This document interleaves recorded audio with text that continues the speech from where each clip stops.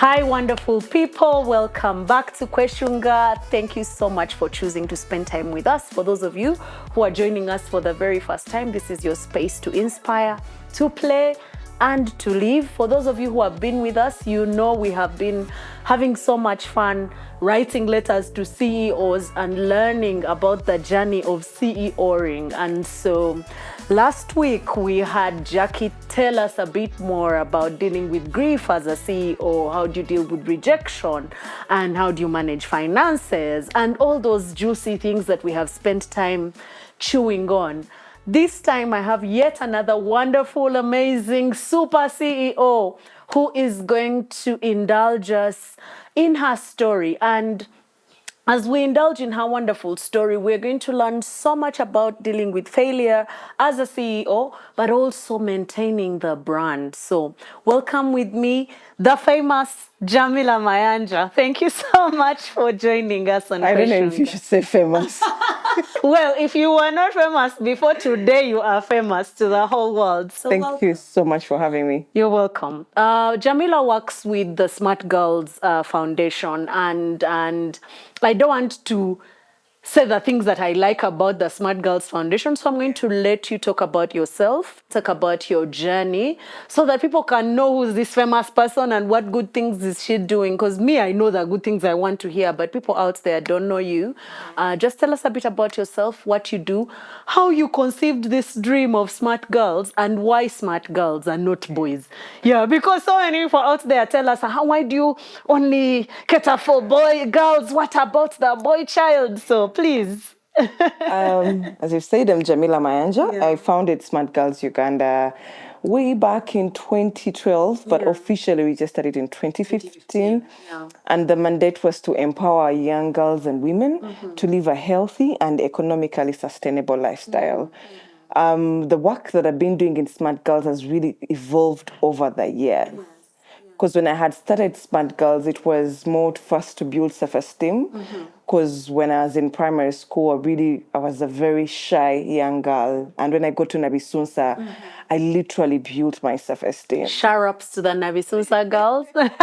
So, and in Nabisunsa, I was in every club, literally. I even started a club. So getting to campus and going through life, I really wanted to give back to young girls to build their self-esteem, because I believe girls, when they believe in themselves, they have the self-confidence, they can actually go out and chase their dreams. But the work kept on evolving. I always wanted to do something around menstrual hygiene. So when I just started Smart Girls, I was doing something called the father-daughter dance at Serena Hotel, and I would fundraise for reusable pads, and then I'd go give them out. And then I would go to schools and also do mentorship and self-esteem awareness games, something like that. But still that evolved. I ended up starting under Smart Girls what we call a laundry service. And then I would hire young women who are out of school to do door-to-door laundry service. Then I'll put them entrepreneurial skills. So at that time, when I was doing that, it felt amazing. Yeah, it sounds amazing. It sounds amazing. It's because of exactly that work, because I held over 3 father-daughter dances. I did a lot of self-esteem games in a number of schools.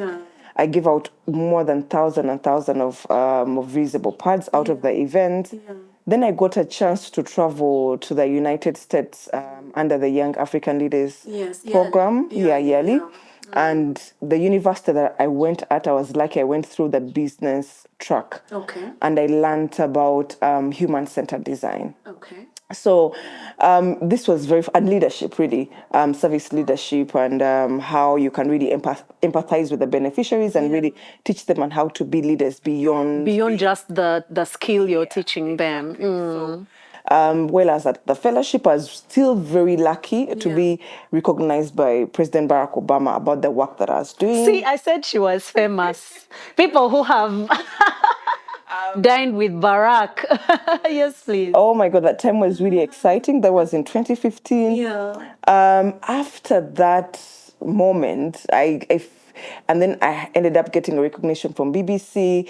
It went a little bit to my head, because coming back in the country, people wanted to feature me and everything. So I kind of lost track of my work. Let me first pause you right there, because I've been told that it's easier to deal with failure than it is to deal with success. And you just said right now, like, I met Barack, I'm featured in CNN, and now I'm all over the place, and it's gotten to my head. Tell us a little bit about that, and how you come back from success getting to your head. I was moving all over the country. Yeah. I had forgotten something that had actually taken me. Started you Yes. off. That had taken me to that moment that I'm actually celebrating. Yeah. So I was doing a lot of public appearances. Not in a bad way, but I kept on moving around and forgetting the mandate where I had started what I was doing. Yes, Smart Girls was still doing, but the team was still young. Yes. I was Because you were all over the place doing all this publicity.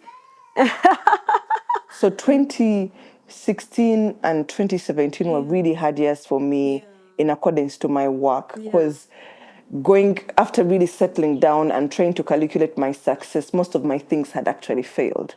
And most people do not know that. Because, now you're all over the place. We are seeing the news articles. We are celebrating this image that has been created by a brand online. And we don't know what's happening internally with you and the space. Oh my God, those 2 years were crazy. And I was pregnant, and going to check on all the beneficiaries and the people the things I had started that had taken me to where that whole small little firm were nowhere to be seen. You couldn't call me if BBC had come back like 2 years later, because they how far with this thing? It was down, nothing. So it's this time around 2017 when it was ending, I sat down to reflect and rethink what you were doing. Exactly. And I wanted to use the knowledge I had gained from the timers at Dartmouth University during yearly. So I really, we get knowledge, but we forget we need to use it to build ourselves, to really help us learn. Learn never stops. To learn, but also to keep on implementing what you've learned. I literally went down to the drawing board and used human-centered design to learn why I had failed. So I went back to learn from the beneficiaries why the programs I had started under Smart Girls at that time, why they had failed. And I really did go back and got the feedback. And like, for example, the laundry part, the entrepreneurship part I had started. Why the feedback I got from the girls was the fact that since after I had given the laundry and taught them these entrepreneurial skills, and were from the same area, they were from Maganjo Kawempe, and some of them were sex workers. So when they would start businesses, they would start the same kind of businesses. And they would do like market stalls, food vending, and the usual small boutiques. Friendly. And when they would get clients, they'd end up fighting for clients. Oh dear. So when a woman who has been getting easy money is fighting for clients, she would rather give up that and go back to getting my easy money. Exactly. So that was their argument. So ideally, at first I was bothered. Like, I did not take time to really follow up fully to make sure they were implementing what I was teaching them, and if they're going on still with the laundry. So I sat down and rethought while I was watching an animation called Zootopia. I was challenged. I love Zootopia. So it was, it's about that small bunny and everything. It's about for you to dream big. I was like, how do I challenge these women to believe that a woman shouldn't always be in women-friendly businesses? So that's how I thought of the now thriving Girls with Tools. That is under Smart Girls, where we train young women in male-dominated skill sets. So Auto Girls has girls in carpentry, it has girls in mechanics, electrical engineering, plumbing, construction. So now we are fully supported by MTN. It's actually now called the MTN Girls with Tools, where we do full skilling for young women, mostly those who are school dropouts with or without education, and skill them for 3 months, 6 months, till 2 years in mechanical engineering, electrical engineering, plumbing, construction, welding. And we have those who absolutely can't get in those skill sets. We didn't say that, everybody should just take this up because that's what's available. We still have fashion and design, and also have hairdressing, just that I inspire them to be creative and different within this. Exactly. So that is where, from that journey, where people see where that came up from. Wow, failing. Jamila. No, but let's talk a bit about this failure because, my question to you is why did you not give up? Yeah. Most times when you hit a snag, for me, the first option is run. Disappear, hide, just run away. Because Banange, this suffering life is not for you. Yeah, don't suffer, don't die. We will try something else when the time comes. But to hang in there, because you mentioned something that's very key. You said, I went back to the knowledge I had collected before and visited why I had failed. Sometimes we are quick to assess why the thing is working. When it's working, assessment is quick, it's easy, it's fascinating. When it's not working, to look yourself in the mirror and say you're the problem, or this is failing because of you, it takes brevity. So why did you not give up? To tell you the fact why I almost, because before I started Smart Girls, I used to work for SMS1 Uganda Limited, and I was a marketing manager. I won't lie to you, there were times I stood at the gate of SMS1. You're like, I can go back here. Let me just go. I did not, they did not chase me, but I thought of, why I started Smart Girls was that I love sleeping at night and knowing I've impacted a life. And it was tormenting me that for the past 2 years, I was actually not doing that. Yeah. And I felt like I was not doing, if I was to give up, I was doing a disservice to so many young women, who I had started a journey of impactful change, of sustainable change. So me giving up was like me giving up on Prosy, giving up on Brittany, the girls that I had given a new hope. Yes. Like now they meet me, some are thriving and I get goosebumps, and I was going to miss those goosebumps if I had given up. So I was like, no way, let me keep on pushing. And my former boss, Liz, I would meet her and I'm like, I want to tell her I want my job back. But I'm like, no, let me go and hustle it out. Yes, yeah. That's why I went back for my girls. Oh my goodness. So you said I stayed for my girls, but even when you're staying, personally, it's a personal decision to say, I'm fighting for these people, I'm fighting for this space, I am going to do whatever it takes. Let's talk about the shame around failure. Because it comes with shame. It's inevitable. Shame, you're shaming yourself. You're like, really? What did you think? What? And then there's your friends. There's the community. Everybody's looking at you like, you thought you were better than everyone starting your own thing. Now it's failing. How have you navigated that path? Because I know you've experienced it. I have so much. For me, even just my immediate family. Because when I just quit my job, my mom was like, are you crazy? What do you mean? And that time I wasn't really. I didn't have any kids. All the money that I would get, I would give to her. Yes. Till now, yes, she knows she enjoys that I'm doing all these things, but she does not understand what I do. What do you?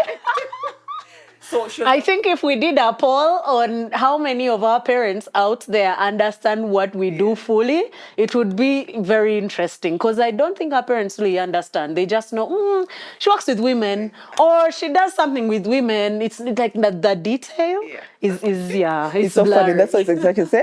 Jamila, and then she's, but that's also the other thing that you said. I really didn't want to seem a failure. Because mostly with my immediate family.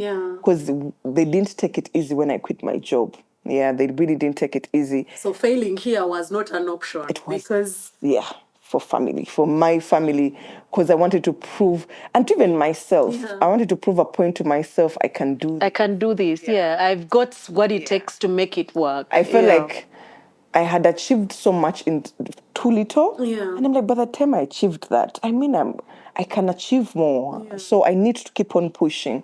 So I feel like the little success that I had gotten at that time before I had failed also gave me a push not to give up, saying there's still light there. I need to keep on doing what I'm doing.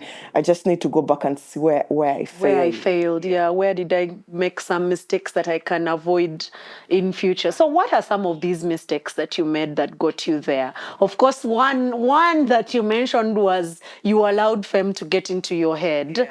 But what other mistakes have you made? Because I'm sure there are people watching us here who are like, oh my goodness, if I even open my mouth about the silly mistakes I'm making, and they seem small, some seem so big. But you know, when you share with people, they're like, oh, so you mean even Hashi made a mistake like that? So yeah, please indulge us a little bit, if you don't mind, on some of the failures that you made that helped to propel you. Because looking back now, you're like, I would not do that again. Yeah.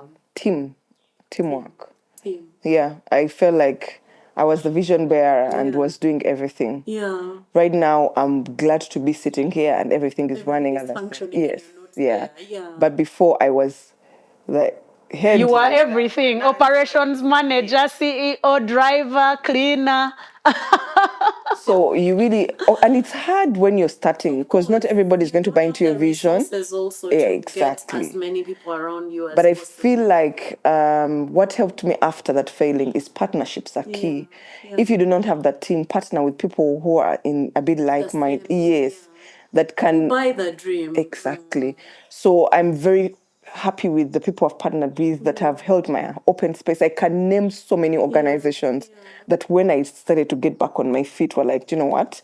Let's help here. Yeah. So having a team, even if it's not an inside team, but it's an outside team, you can't do everything. You run mad. And the learning, I feel like learning never stops. Yeah. We think we know everything, but we actually don't. We don't even know. So that is a huge mistake I did. Not appreciating the knowledge I had gained to practice it, but also to ask questions from people who are doing it better. Yeah, we tend to think, yes, people will steal our ideas, but nobody will execute. Not any. Actually, there's not one person out there that can execute your idea the same way you dreamt it. I can even share with you. So it's like blueprints. I can draw for you the blueprint of this house, but you can never see what I saw when I drew it. So the secrecy of my idea, I have to guard it well. I have to hide So it I from learned everybody. to share. Yeah. And when I shared, you get feedback. Of course. And that's the other mistake, taking feedback very personal. Okay. We take feedback personal, like, oh, that person hates me, that person, da, da, da. But sometimes they're saying something you're not saying. So they're seeing it at another angle. Yeah. And if you're to listen at their angle, you can actually find a solution. So after 2017, I learned to do that. Even till now, all the people that have supported me and give me feedback, I get time to stand and say, why are they saying it that way? Yeah. And why aren't I saying it the way they are saying it? If they are wrong, I actually have the conversation with them. I think why you were saying it that way was this. Yeah. But if they're right, you learn how to accommodate it and how to change it, and you find it helps you bloom. Yeah. Wow, I like that. But you know, also sometimes there's a thin line between criticism and feedback. So yes, whereas I hear that, I also know that some people are just critics naturally. And of course, sometimes you're like, well, look, I'm guarding my space. I don't want all this negative energy. I'm already being blown and beaten every side. I go to bed crying, wondering if I'll make payroll. I am like, I don't need negative energy around me. So sometimes it's also not feedback. It's more criticism. And criticism is also okay. It's just the attitude with which you receive it, and if you choose to receive it at all. So I like that there's an area there. We talked about with Jacqueline Asimwe, the CEO of Civsos, in our last episodes. She talked about people and managing people and understanding, you know, how you were talking about how the team is important, but there's also the dynamics of managing the team. Now, I know that Smart Girls is not where it was in 2012. Talk me through your people journey. The way you're closing your eyes says so much. Your people journey between 2012 and today, and in hindsight, those things that have worked with people and some things that you have said, look, I have learned that in managing people, you need to just look the other way when it comes to this. Yeah. Managing people is one thing. I like giving back to people. But when it comes to managing people, oh my God, you need to keep on learning. Yeah. And the first thing I've learned, do not raise people's expectations high. Yes. I made a mistake. There's a time I thought I was getting this huge funding this huge support, I quickly mobilized the team, raised the expectation, and it didn't even come. And then after months, you're seated alone in your office. And all these people can't come through because you raised their expectations and they're not there. So you did not first sell, even if you sold the vision to them and they love the work you do and you'd understand them. But you made a promise that you can't fulfill. So I felt like honestly, when mostly actually for people who are starting, be very clear with people where you're at. Do not raise their expectations because they're also human beings. They're trying to survive. They're dealing with their own personal Exactly. issues. So we people who are founding things, you get excited, you can see the light, but this is a person who's not seeing and your you're light. just on vibes most times, by the way. You're on vibes. It's not like you know of Jamila promised me $100 or you don't even know where the money is coming from, but the dream keeps you awake and you're expecting that other people will do that. What you said reminded me of the money principle of not banking on money you haven't cashed, right? So we are constantly, the promise is in our hearts. It's a seed that has been there, it's germinating, and you can't wait to share it, but then you go and raise people's expectations by promising things you can't deliver. And at the end of the day, you're stuck in your corner wondering why you opened your mouth to say the things you said. That was a hard lesson for me to learn. Because I had come from a team of 11. That was when I was trying to get back to literally having only 2 people on my table for after a few months. Wow. That was a scary thing. I did not sleep for a week, knowing that I had disappointed these people. But also, it was good for me to learn to know how to manage people. At that time, after I had lost them, I knew if I'm trying to involve someone, I'm honest with them and also understand what they want in life. And clear to know, you know what, your expectation and my expectations are not aligned. I'm glad it's okay. I can let you go. You can support on the side, but I'm not going to kill myself to try and make your expectations exactly. So I've learned that not to take things personal, not people, and also learning characters. The other thing I've actually really learned is building the culture you want to have within your own organization. Because if you let it, let's fly together. I did not understand why big organizations have thrived. You need to develop your rules and regulations.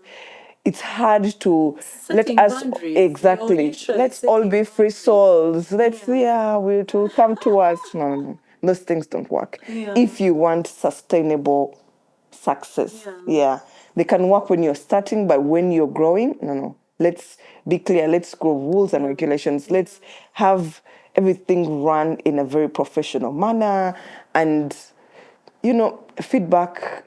And we've also had positive and we'd give ourselves a sandwich of feedback. The positive, negative, then the positive.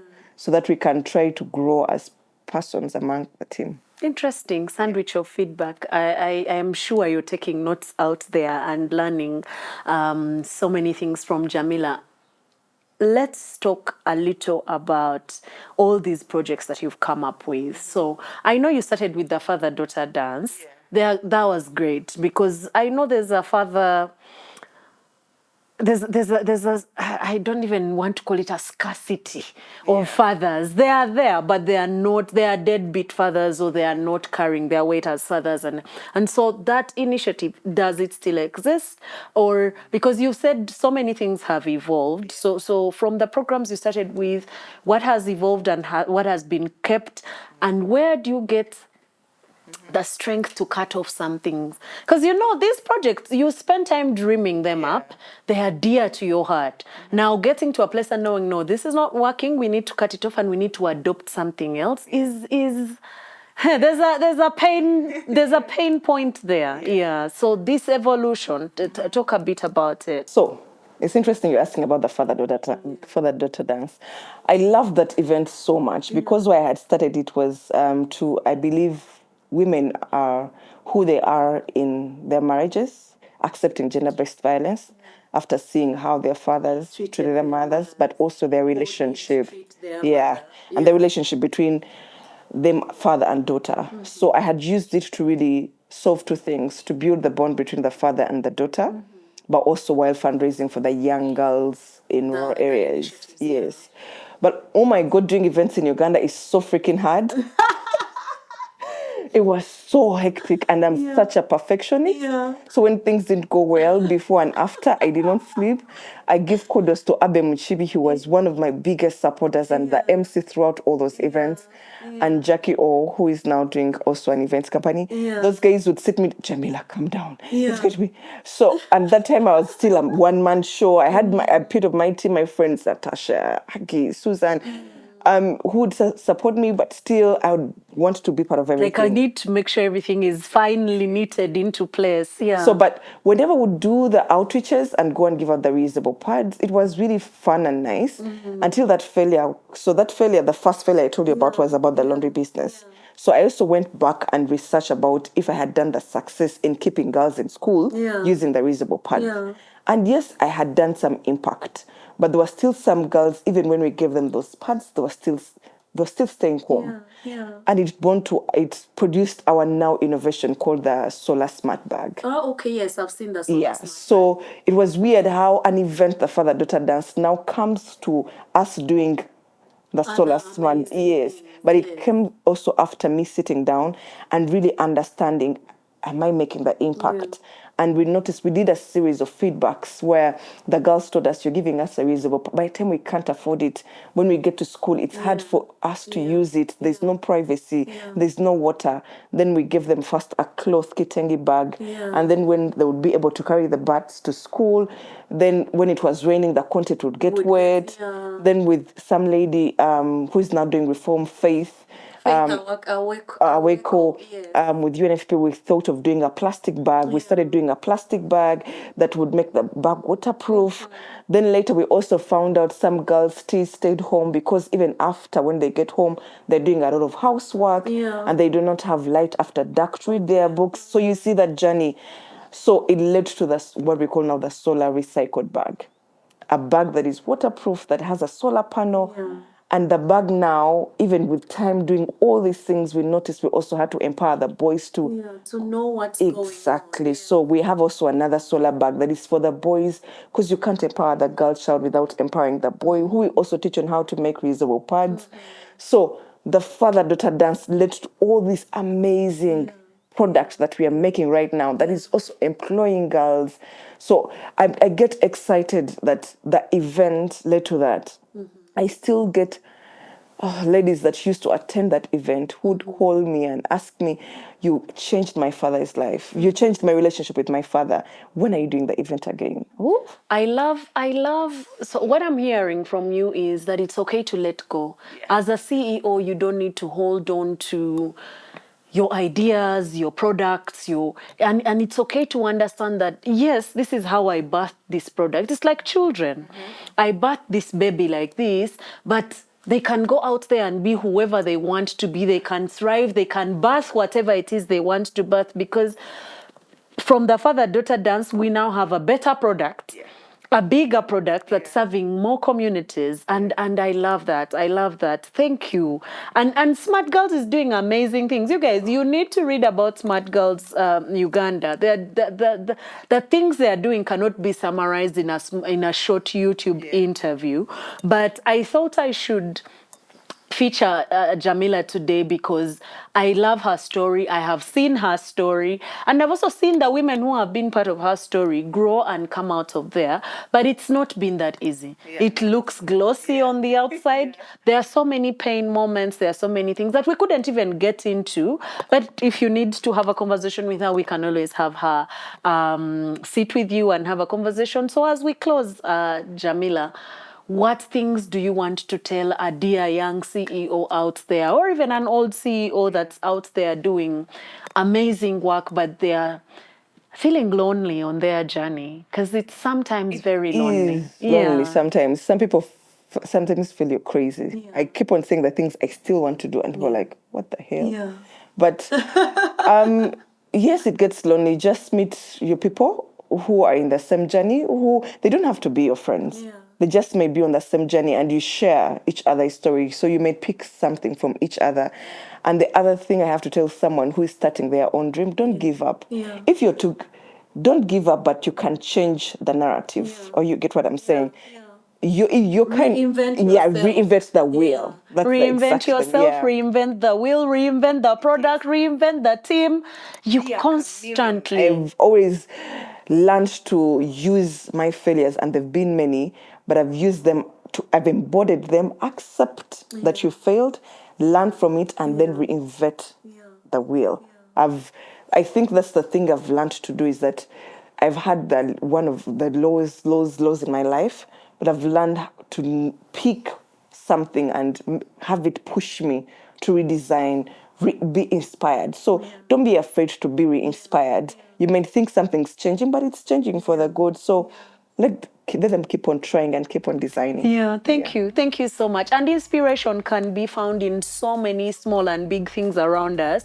Sometimes we're looking for inspiration from like some god somewhere or some big venture, when inspiration is, really like in a small insect or in a flower or in a cartoon you're watching, in a song. So the way she found inspiration from Zootopia to reinvent her wheel as she restarted Smart Girls, find something, find someone to inspire you, find something to inspire you. Don't give up, don't give up, don't give up. Do not give up that dream, because so many girls, so many men, so many people out there are looking at you and saying, my God, I want to be like that person. So dear CEO, don't give up on that dream. It's painful, it's lonely, sometimes it's hard, but there are good times too. So see you next time. It's been Kweshunga. We love you. Mwah.